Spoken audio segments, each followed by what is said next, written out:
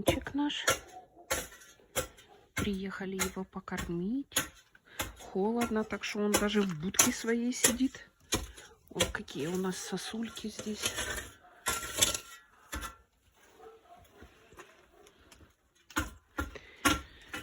Ворончик, Ворончик, Ворончик.